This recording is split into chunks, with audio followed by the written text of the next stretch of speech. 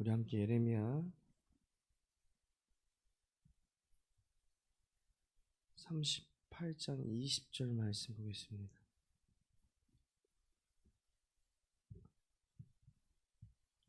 예레미야 38장 20절의 말씀입니다.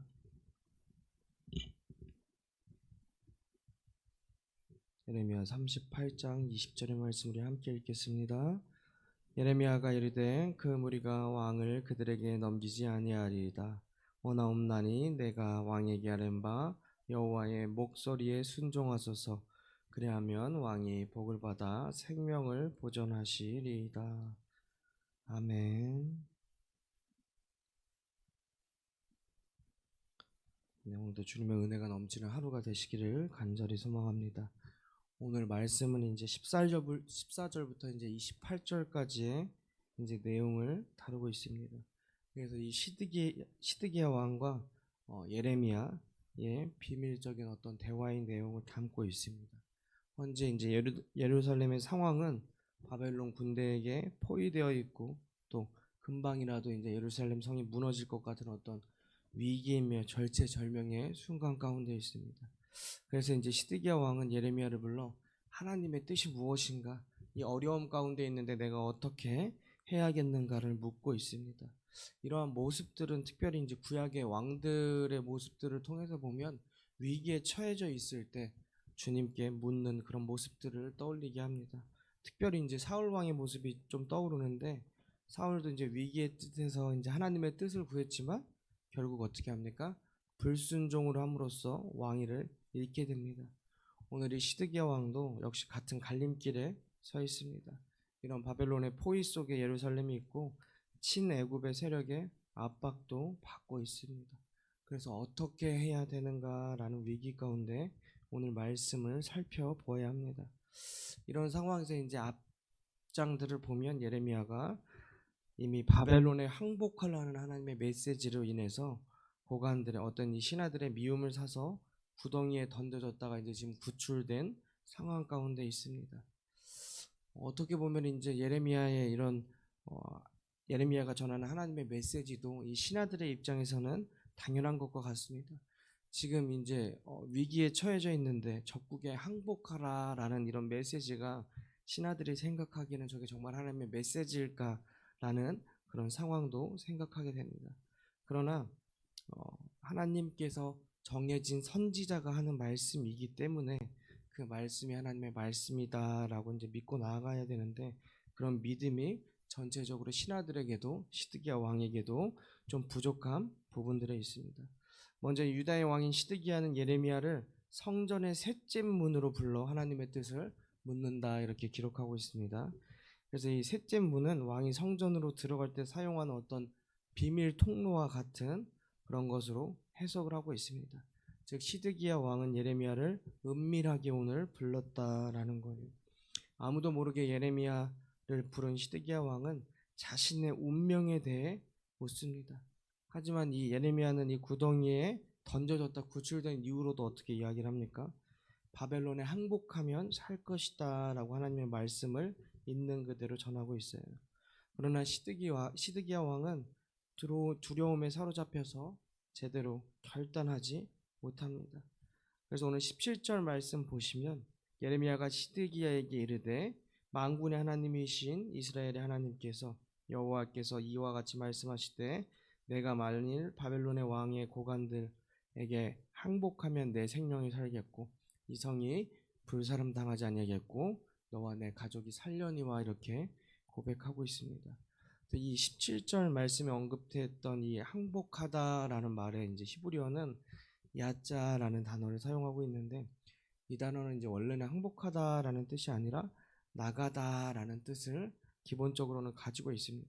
근데 본문에서는 이제 항복한다라는 의미로 이제 해석을 붙이고 있는데, 예레미야가 말하는 이 항복하다라는 이 의미는 표면적으로는 바벨론에게 항복한다라는 의미인데, 그 이면에는 하나님의 말씀을 듣고 말씀 앞에 두 손 들고 항복해라, 하나님이 말씀하신 그 뜻에 따라라 라는 그런 의미로 해석할 수가 있습니다. 그래서 바벨론을 통해 어떻게 보면 하나님을 배신한 이스라엘에게 내리시는 하나님의 심판의 말씀에 전적으로 순종하고 항복하고 다시금 돌아서라. 이렇게 항복해야만 살 수 있다. 그렇게 예레미야가 전하고 있습니다. 그래서 어떻게 신학적으로 이 말씀을 보면 이 장면이 어떻게 보면 하나님의 주권과 인간의 어떤 자유 의지 가운데 사이에 흐르는 어떤 긴장감을 보여준다. 그렇게 바라봅니다. 하나님의 주권은 분명히 정해져 있는데 인간이 어떤 자유 의지, 인간의 선택이 어떤 것을 선택하느냐에 따라서 하나님의 말씀대로 살아가고 있는가, 혹은 하나님의 말씀에 반하는 삶을 또 반복적으로 실수하며 살아가고 있는가, 이렇게 보여주고 있습니다. 근데 우리가 생각해야 될 것은 뭐냐면 하나님은 분명히 말씀을 우리에게 주고 계신다라는 거예요. 그리고 그 말씀은 하나님의 영광을 위한 말씀이고 우리의 진정한 행복에 대한 말씀입니다. 하지만 우리가 인간이 하나님의 말씀을 듣고도 하나님의 마음을 깨닫지 못해서 자신의 욕망을 따라 주로 행동하고 있다라는 거예요. 그래서 하나님의 말씀보다는 자신의 욕망을 선택하고 그 결과 실패하고 넘어지고 하나님의 심판을 받게 된다라는 것입니다. 그러므로 우리는 하나님의 말씀 앞에서 두려움과 믿음을 가지고 온전히 순종할 수 있어야 합니다. 당장 우리가 생각할 때 오늘 이 말씀에서 적국이 우리를 포위하고 우리를 점령하기에 앞서 있는데 항복하라는 말 자체가 인간적으로 생각하면 그렇잖아요. 적국에게 항복하라는 말 자체가 인간적으로 나라를 포기하라는 말과 같은데 이해할 수 없는 말씀입니다. 그러나 하나님의 말씀에 순종하는 일이 상식적이지 않게 여겨지고 어떻게 보면 내 욕심, 내 생각에 반대되는 것과 느껴질 수가 있습니다. 오늘 이 말씀 외에도 우리 삶에서 보면 하나님께서 나에게 주는 말씀이, 주시는 음성이 때로는 나와 반대되는 것 같이 느껴질 수가 있습니다. 하지만 우리의 지혜나 판단이 아니라 전지전능하신 하나님의 말씀을 전적으로 우리가 의지해야 될 필요가 있다라는 거예요. 그래서 주님의 말씀에 순종할 때 그 말씀이 우리의 인생의 길이요 등불이 되어서 우리를 가장 좋은 길로 인도해 준다라는 것입니다. 우리가 원하고 바라는 일이, 우리가 혹은 선택한 일이 정말 주님이 원하시지 않는 일일 수도 있고, 때로는 그 일이 앞으로 이제 새롭게 반대되어 나가는 길이 우리의 인생의 길이고 또 등불이 될 수도 있다라는 것입니다. 내 생각이 아니라 주님의 생각으로 생각할 때 우리는 그 모든 것을 새롭게 다시 판단하고 새로운 길로 나아갈 수 있다라는 것입니다. 두 번째로 볼 것은 이제 어느 사람에게도 알리지 말라, 이렇게 시드기야가 이야기를 합니다. 은밀한 곳에서 예레미야를 불렀고 예레미야에게 하나님의 뜻을 물었고 또 예레미야에게 모든 대화의 내용을 비밀로 해달라 그렇게 요청하고 있습니다. 왜냐하면 시드기야는 아직까지 하나님을 온전하게 신뢰하지 못했고 부족한 믿음을 갖고 있기 때문에 그렇습니다. 또 특별히 이제 다른 신하들, 고관들에게 정치적으로 이제 힘이 있는 사람들을 두려워하고 있기 때문에 자기 왕권이 흔들릴 수도 있고 자기가 하자는 대로 안 하면 자기가 어려움에 처할 것이기 때문에 그렇게 이야기를 하는데 24절에 보면 그렇게 기록되어 있어요. 시드기야가 예레미야에게 이르되 너는 이 말을 어느 사람에게도 알리지 말라 그렇게 이야기를 합니다. 그리하면 내가 죽지 아니하리라. 그래서 시드기야는 이미 고관들과 불편한 관계 가운데 있고 자신이 예레미야에게 하나님의 뜻을 구하는 것을 어떻게 보면 반대하는 사람들도 있다는 것을 잘 알고 있었습니다. 그래서 이 위기의 상황 가운데 시드기야에게 어떤 자신의 문제에 대한 방법 또 뜻을 해결하려고 하였지만 결국 두려움에 사로잡혔으며 하나님 말씀에 순종하지 못하게 됩니다. 우리 삶 가운데도 보면 우리가 건강의 어려움이 몰려올 때도 있고 또 경제적인 어려움이 몰려올 때도 있고 신앙적인 어려움과 시험이 갑자기 찾아올 때도 있습니다. 근데 우리가 그때 생각해야 될 것은 뭐냐면 너무나도 쉽게 이 방법을 해결하기 위해 생각하는 것이 세상적인 방법 혹은 나만의 방법이다라는 거예요. 또 인간의 지혜 가운데 의지하려 할 때가 있습니다. 물론 우리 삶 가운데 우리가 할 수 있는 최선을 다하는 것이 맞지만 하나님께 충분히 물어야 되고 하나님의 뜻을 깨닫기 위해 우리가 충분히 노력해야 된다라는 것이죠. 성경과 오늘 본문에서 우리에게 오직 하나님만이 우리의 진정한 보호자가 되신다 그렇게 가르쳐 주고 있다라는 것입니다. 그래서 오늘 시편 말씀에 보면 여호와는 나의 반석이시요 나의 요새시요 나를 건지시는 이시요 나의 하나님이시요 내가 그 안에 피할 바위시요 나의 방패시요 나의 구원의 뿌리시요 나의 산성이시로다 그렇게 고백하고 있습니다. 그래서 그 고백은 하나님만의 우리를 위기의 상황에서 보호하여 주시고 지켜주신다라는 뜻입니다. 오늘 하나님의 말씀에 순종하지 못한 이 시드기야 왕과는 달리 예레미야는 하나님의 말씀을 신뢰했고 시드기야 왕과 고관들의 위협 속에서도 그 구덩이에 빠지는 그 위험에서도 또 나와서 하나님 말씀을 굳건히 붙들었다라는 것입니다. 그러고 하나님께서 예레미야를 붙드시고 보호하셨으며 그의 이런 예언 사역을 계속해서 이어가게 해주셨습니다. 우리의 삶의 어떤 이런 모든 영역 속에서도 우리가 하나님을 의지해야 된다라는 것입니다. 우리가 삶 가운데 또 직장 가운데 어려움, 가정의 문제, 건강의 위기 등 어떤 상황에서 우리가 기억해야 할 것은 하나님이 우리를 보호하여 주신다라는 것을 믿으시기 바랍니다. 우리가 하나님을 신뢰할 때 우리는 참된 평안과 안전을 경험하게 될 것입니다. 그러므로 오늘 이 새벽부터 우리의 모든 걱정과 두려움을 하나님께 맡기시고 하나님이 우리의 유일한 보호자 되심을 기억하시고 하나님의 말씀에 순종하는 오늘 하루 되시기를 간절히 바랍니다. 그럴 때 우리는 오늘도 하나님의 놀라운 보호하심을 우리를 지켜주심을 경험하게 될 줄로 믿습니다. 우리가 말씀에서 보면은 이 모든 것들이 그렇습니다. 우리의 인간의 생각, 인간의 어떤 마음과 능력으로 모든 걸 하려고 그럴 때 어떤 고난, 어떤 어려움 이런 것들을 경험하게 됩니다.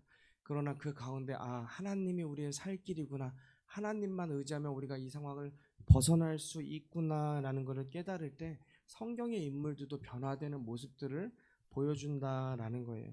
왜냐 바울의 모습을 통해서 바울이 크게 이렇게 이 신학의 많은 부분을 차지하고 있는데 그가 회심할 때도 보면 다른 게 아니에요. 하나님의 음성을 들었을 때 하나님의 반대편에 서 있다가 다시금 돌아서게 되고 믿음으로 다시금 일어서서 그 주님에 따라 그 믿음으로 살아가게 된다라는 것입니다. 오늘 본문에 기록된 예레미야와 시드기야가 은밀히 나눈 이런 대화의 이야기도 마찬가지입니다. 우리가 하나님의 말씀을 어떤 자세로 대하고 생각해야 하는가를 잘 가르쳐주고 있어요. 여전히 세상적인 염려, 불신앙으로 하나님의 말씀을 온전히 순종하지 못한 시드기야 왕과 같은 그런 삶과 실수를 우리가 반복할 것이냐, 예레미야처럼 생명의 위협 속에서도 하나님의 말씀을 온전히 붙잡고 순종하며 우리가 살아갈 것이냐. 오늘 우리도 최선을 다해서 하나님의 말씀을 신뢰할 수 있기를, 순종할 수 있기를 간절히 바랍니다. 그래야 할 때 하나님의 인도하심과 보호하심을 오늘 경험하게 되는 하루가 될 줄로 믿습니다.